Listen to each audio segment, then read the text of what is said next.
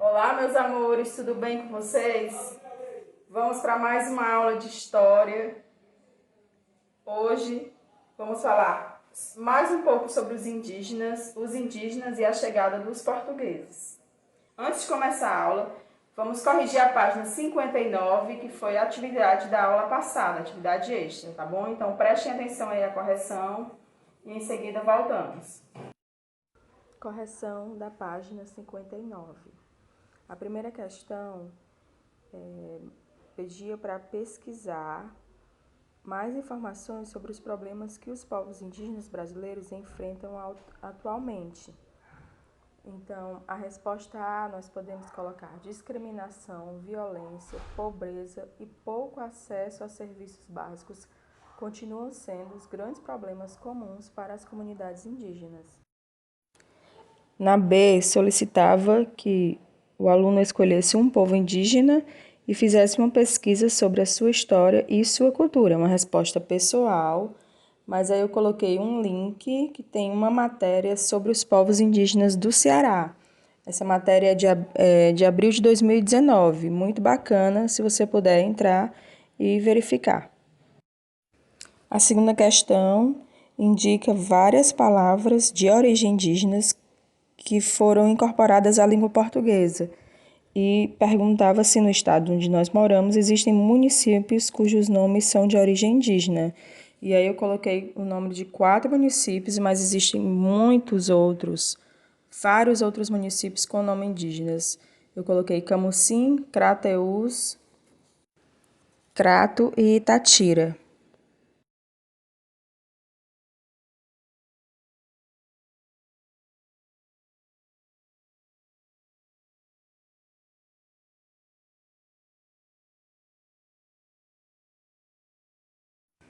Os indígenas e a chegada dos portugueses.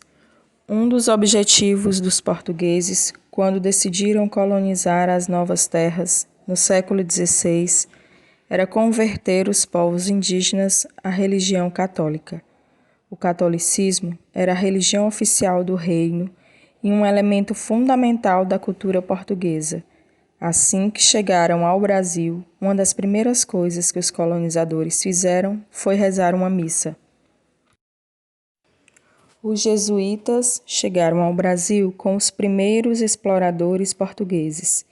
Tinham a missão de convencer os povos indígenas a abandonar suas crenças e adotar o catolicismo, algo que depois seria feito também com os povos trazidos da África. Apesar da imposição da crença europeia, indígenas e africanos conseguiram preservar algumas de suas tradições religiosas, combinando-as com elementos da tradição cristã. Para diminuir a resistência dos indígenas à catequização, os jesuítas construíram aldeamentos chamados de missões. A ideia era afastar os indígenas do convívio com a própria cultura, ao mesmo tempo que lhes transmitiam a cultura e a educação europeias. Às vezes, as missões agiam de forma autoritária e violenta, mas alguns missionários, como o padre Manuel da Nóbrega, não concordavam com essas atitudes radicais e propunham uma aproximação mais cuidadosa. De todo modo, a intervenção dos jesuítas, aliada à ação dos exploradores, causou grande prejuízo aos povos indígenas. Não havia, naquela época, a consciência de que as tradições e a cultura de todos os povos devem ser respeitadas. Quando os portugueses chegaram ao Brasil, perceberam que os povos indígenas que aqui viviam mantinham uma relação muito próxima com a natureza. Sabiam como evitar os perigos das matas, como caçar e pescar e conheciam tanto as plantas venenosas como as que serviam para a alimentação e para o tratamento de doenças e dos ferimentos. Os portugueses aproveitaram esses conhecimentos indígenas para conseguir sobreviver na nova terra. Assim, alguns costumes indígenas que foram úteis aos colonizadores passaram a fazer parte do seu dia a dia e acabaram incorporados à sua cultura. Para explorar o novo território, os colonizadores contavam com os bandeirantes, homens que percorriam regiões até então desconhecidas, com a intenção de aprisionar indígenas e de encontrar riquezas minerais. Ao longo do tempo, os bandeirantes entraram em contato com diversos povos indígenas do litoral e do interior do Brasil. A figura dos bandeirantes foi importante para a ampliação da área do território conhecido pelos portugueses. No entanto, a crueldade desses desbravadores causou grandes perdas para a população indígena morta em combate ou aprisionada como escrava. A influência da cultura indígena. A cultura brasileira foi sendo construída sob a influência de muitas outras culturas, entre elas a indígena. Vamos ler mais informações sobre esse assunto no texto a seguir. Influência da cultura indígena em nossa vida vai de nomes à medicina. Não importa onde se viva, qualquer brasileiro já deve ter contato com uma infinidade de palavras de origem indígena, sobretudo da língua tupi-guarani, união entre as tribos Tupinambá e Guarani, como carioca, jacaré, jabuti, arara, igarapé, capim, guri, caju, maracujá, abacaxi, canoa, pipoca e pereba. Mas não foi só na língua portuguesa que tivemos influência indígena. Sua herança e contribuição para a formação da cultura brasileira vai além. Passa da comida à forma como nos curamos de doenças. Os índios, através de sua forte ligação com a floresta, descobriram nela uma variedade de alimentos, como a mandioca e suas variações como a farinha, o pirão, a tapioca, o beiju e o mingau, o caju e o guaraná, utilizados até hoje em nossa alimentação. Esse conhecimento das populações indígenas em relação às espécies nativas é fruto de milhares de anos de conhecimento da floresta. Lá, eles experimentaram o cultivo de centenas de espécies como o milho, a batata doce, o cará, o feijão, o tomate, o amendoim, o tabaco, a abóbora, o abacaxi, o mamão, a erva mate e o guaraná. Outro benefício que herdamos da intensa relação dos índios e a floresta é em relação às plantas e ervas medicinais. O conhecimento da flora e das propriedades das plantas os fez utilizá-las no tratamento de doenças. Por exemplo, a alfavaca, que tem função antigripal, diurética e hipotensona, ou o boldo, que é digestivo, antitóxico, combate a prisão de ventre e pode ser usado também nas febres intermitentes, que cessam e voltam logo. São descobertas dos índios utilizadas no nosso dia a dia. O artesanato também não fica de fora. Bolsas trançadas com fios e fibras, enfeites e ornamentos com penas, sementes e escamas de peixe são utilizados em diversas regiões do país que sequer têm proximidade com uma aldeia indígena. Os indígenas e a chegada dos portugueses. Um dos principais objetivos dos portugueses quando eles chegaram às novas terras, ao Brasil, era catequizar os índios, era converter os indígenas à religião católica, que era a religião oficial do reino, a religião oficial dos portugueses, isso no século XVI. Então, uma das primeiras coisas que eles fizeram ao chegar foi rezar uma missa. Os padres jesuítas que chegaram junto com os exploradores portugueses tinham essa missão, então, de convencer os índios a abandonar suas crenças e adotar o catolicismo, né? E adotar aí essa nova religião, algo que depois seria feito também com os povos africanos, os africanos que vieram para ser escravos. Apesar da imposição europeia, os indígenas e africanos conseguiram preservar suas tradições religiosas, combinando-as com elementos das tradições cristãs, né? Eles, para poder vivenciar suas tradições, eles misturavam essas tradições à tradição cristã para conseguir aí um pouco viver a sua crença.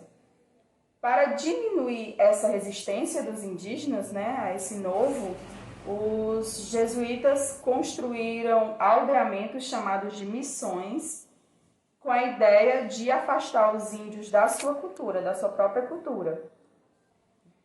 De modo geral, a intervenção dos jesuítas, aliada à ação dos exploradores, causou grande prejuízo aos povos indígenas. Não havia naquela época a consciência de que as tradições e a cultura de todos os povos deveriam ser respeitadas. Os portugueses não tinham essa consciência.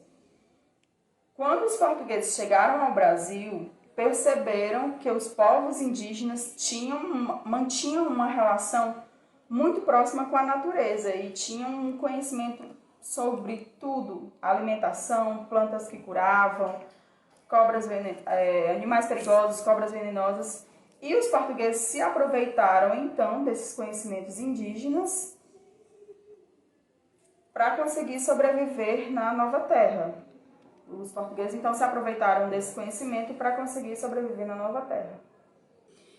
E sendo assim, alguns costumes indígenas que foram úteis aos colonizadores foram incorporados à sua cultura. Para explorar a nova terra, os portugueses contavam aí com os bandeirantes, homens que percorriam todas as regiões desconhecidas, com o objetivo de aprisionar indígenas e também descobrir e encontrar riquezas minerais, pedras preciosas. Os bandeirantes foram importantes para a ampliação do território conhecido pelos portugueses. Só que, no entanto, a crueldade deles causou grandes perdas para a população indígena, morta em combate ou aprisionada como escrava. A atividade de hoje vai ser ao desligar o vídeo, página 67, e na próxima aula, antes de iniciar, a gente conversa um pouquinho, porque é uma pesquisa que vocês vão fazer conforme o livro está orientando. E também a atividade do caderno de Criatividade e Alegria, um joguinho da memória. Então, ao desligar o vídeo, vocês realizam essa tarefa e mandam a foto para mim, tá bom? Um beijo, até a próxima aula.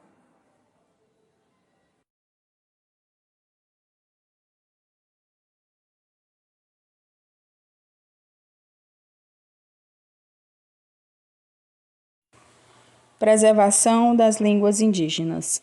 Alguns estudos indicam que antes da chegada dos portugueses ao Brasil, existiam aproximadamente 1.100 línguas faladas pelos povos originários do território. A maioria delas deixou de existir e as poucas que restaram, menos de 300, correm risco de extinção. O Brasil tem 190 línguas indígenas em perigo de extinção. Da família linguística Tupi-Guarani, o Urazu é apenas uma de dezenas de línguas brasileiras em perigo de extinção. Segundo o Atlas das Línguas em Perigo da Unesco, são 190 idiomas em risco no Brasil. O mapa reúne línguas em perigo no mundo todo e o Brasil é o segundo país com mais idiomas que podem entrar em extinção, ficando atrás apenas dos Estados Unidos. A morte de uma língua não é apenas uma questão de comunicação no dia a dia. A preservação da cultura de um povo depende da preservação do seu idioma. Se a língua se perde a medicina, a cultura, as histórias, o conhecimento tradicional do idioma, estão a questão da identidade, o conhecimento do bosque, do mato, dos bichos, explica a linguística Angel Corbera Mori, do Instituto de Estudos da Linguagem da Unicamp. Uma das formas de proteger as línguas indígenas é garantir a esses povos o direito de ocuparem seus territórios. Também é necessário criar políticas de preservação e de registro dessas línguas. Em nosso vocabulário atual, há muitas palavras de origem indígena. Leia os poemas a seguir, em que a autora usa palavras de origem indígena para falar sobre a cultura e o cotidiano nas aldeias. Comilança. Na boca, pipoca, tapioca, farinha de mandioca, paçoca de amendoim, pamonha, biju, aipim. Na cuia, jenipapo com açaí, pitanga com guaraná, pequi com abacaxi, jabuticaba com cajá.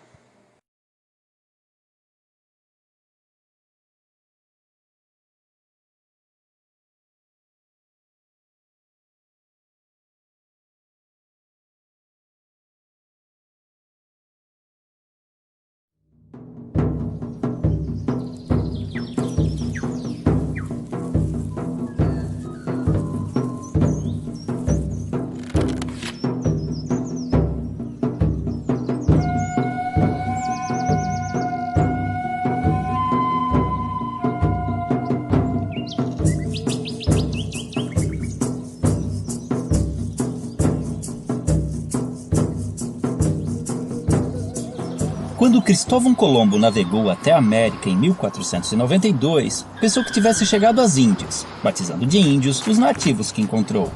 Porém, apesar de terem sido generalizados nessa classificação, os índios não se viam como um povo unificado, pois eram divididos em uma variedade de etnias sem qualquer identificação entre si. Acredita-se que os primeiros habitantes das Américas chegaram há mais de 20 mil anos, atravessando uma passagem congelada entre a Ásia e a América do Norte, e então espalhando-se por todo o continente. Em algumas regiões, formavam civilizações avançadas. Já no Brasil, fragmentaram-se por todo o território, formando grupos de diferentes tamanhos. Eram sociedades comunais, descentralizadas e igualitárias, vivendo da caça, pesca e agricultura de subsistência, e em sua maioria seminômades, mudando suas aldeias de local conforme os recursos naturais fossem se esgotando, permitindo, mesmo que involuntariamente, a recuperação natural do solo abandonado. As habitações eram geralmente coletivas, chamadas de ocas, variavam de tamanho e forma entre as tribos, mas normalmente eram dispostas em torno de um espaço cerimonial, onde realizava-se todo tipo de atividade diária, além de celebrações e ritos conduzidos por pajés e anciões. As tribos eram formadas por laços de parentesco e afinidades, e mantinham contatos com outras comunidades através de relações de comércio, cooperação, casamentos, alianças e também de guerras, que eram comuns entre as sociedades indígenas, apesar de sua natureza pacífica. Os homens lidavam com a guerra, a caça, pesca e liderança tribal, além da construção da aldeia e o plantio, enquanto as mulheres cuidavam da colheita, do preparo de alimentos e da fabricação de utensílios e adornos. A educação das crianças era a tarefa de toda a tribo, e a autonomia era estimulada. Já os doentes e inválidos costumavam ser abandonados à própria sorte. Os indígenas tinham conhecimento na fabricação de bebidas fermentadas e deixaram grande herança à culinária brasileira, com pratos derivados da mandioca e do milho. Sua dieta também era diversificada em proteínas animais, graças à caça e à pesca. Em festejos, cobriam seus corpos com pinturas, penas e plumas, e a nudez no dia a dia era comum e não causava vergonha. Por viverem em florestas, muitas vezes precisavam usar protetores genitais e tangas, mas mantas cobrindo o corpo eram raras. Muito higiênicos, devemos a eles o costume do banho diário. Mantinham muitos ritos e crenças religiosas, os quais podemos identificar por xamanismo, uma mistura de religião, crença, sistema de pensamento e configuração do mundo, em que acredita-se num universo não linear, sem início e sem fim definidos, onde o tempo se confunde. Não possuíam uma doutrina, assim como não acreditavam em um Deus único e supremo, tendo a figura do xamã, o pajé, como seu elo com o mundo divino. Em sociedades sem esses representantes, acreditava-se que os espíritos e antepassados se comunicavam com os humanos através de animais, sonhos e visões. Muitas de suas lendas tornaram-se populares entre os não-índios, enriquecendo o folclore nacional. O uso de alucinógenos, tabacos e ervas era muito comum nos mais diversos rituais. Orientados pelas fases da Lua e conhecimentos astronômicos, entendiam as relações entre as mudanças climáticas, nas quais baseavam seu plantio e colheita. Antes da chegada dos europeus, acredita-se que existiam mais de 1.300 idiomas nativos, hoje reduzidos a apenas 270, que deram origem a diversas palavras da língua portuguesa. Não possuíam um sistema de escrita, mas algumas sociedades desenvolveram sinais e formas gráficas, cujo estudo pode revelar mais sobre seus hábitos. Há indícios de uma grande diversidade de produção artística, que integrava-se ao seu modo de vida e ritos cotidianos, com destaque para a dança, a cerâmica, a tecelagem, a cestaria, a pintura corporal, a arte plumária e principalmente a música. Contudo, os indígenas não possuíam a figura do artista, e todos podiam ser hábeis em diversos aspectos, pois dedicar-se exclusivamente a uma atividade, como na sociedade atual, era sinal de desequilíbrio espiritual e obsessão. Quando os portugueses chegaram em 1500, estima-se que encontraram mais de 5 milhões de indivíduos, divididos em tribos e comunidades, diferentes entre si, mas iguais aos olhos do colonizador, responsável por reduzi-los a menos de 600 mil em poucos séculos. Desconhecendo invenções ocidentais como o espelho, a roda e as armas de fogo, o choque cultural foi enorme, assim como o fascínio dos indígenas, que ainda viviam em sua pré-história. 3 armas foram fundamentais para o domínio dos colonizadores sobre os nativos. A arma de fogo, aliada nas conquistas das tribos e determinante na aceitação da superioridade portuguesa pelos índios remanescentes. A Bíblia do Jesuíta, responsável pela aculturação dos indígenas e a adequação ao moralismo cristão dos ocidentais. E uma invisível e poderosa arma biológica, inicialmente de forma involuntária, mas por vezes criminosa, o contato com os estrangeiros espalhou doenças e epidemias, às quais os nativos não possuíam imunidade, dizimando-os aos milhares e facilitando a ocupação de suas terras, como aconteceu no sul do Maranhão, onde fazendeiros deram roupas infectadas com varíola para as tribos locais. Porém, muitos indígenas auxiliaram os portugueses em expedições ao interior, em conflitos com outras tribos e ajudaram a escravizar grupos inimigos, além de fornecerem aos colonos produtos como a madeira, condimentos e substâncias medicinais. Isso tudo forçou os remanescentes a viver em condições precárias por muito tempo. Somente em 1967, com a criação da FUNAI, começaram a surgir e ganhar força associações indígenas que buscam melhorias em áreas como saúde, educação, meio ambiente, patrimônio e demarcação de terras. Em 1961, foi criada a primeira reserva indígena brasileira, o Parque do Xingu, representando um grande avanço nas conquistas desse povo. Há hoje no Brasil comunidades indígenas em todos os estados, e muitas lutam pela sobrevivência e manutenção de seus costumes e tradições, sendo constantemente ameaçadas pelo agronegócio, que busca expandir seu território, mesmo através de métodos irregulares. Muitos índios são mortos em conflitos ou expulsos de suas terras, acabando em situação de pobreza nas grandes cidades, vítimas de preconceito e violações de direitos humanos. Como se não bastasse, alguns povos começaram a sofrer novas influências de grupos religiosos neopentecostais, que, impondo conceitos como o pecado e a culpa, geraram conflitos internos, fazendo os índios verem no suicídio uma saída para seus problemas. Contudo, ainda existem tribos isoladas no mundo moderno, vivendo como seus ancestrais, principalmente na região amazônica. Outro caso interessante são grupos que vivem em cidades e reivindicam a condição de povo indígena, num processo conhecido como etnogênese, pois, de acordo com a antropologia, a etnia vai além dos traços físicos, sendo também um grupo social, e enquanto mantiverem seus sentidos e valores, se identificando como tais, esses indivíduos não deixarão de ser índios. Assim, podemos vê-los integrados aos hábitos modernos e vivendo nas cidades, ocupando o mercado de trabalho, cadeiras nas universidades e cargos públicos, buscando também representação política e lutando por direitos como cidadãos que precisam manter sua cultura e tradições vivas, frente aos novos desafios que estão por vir.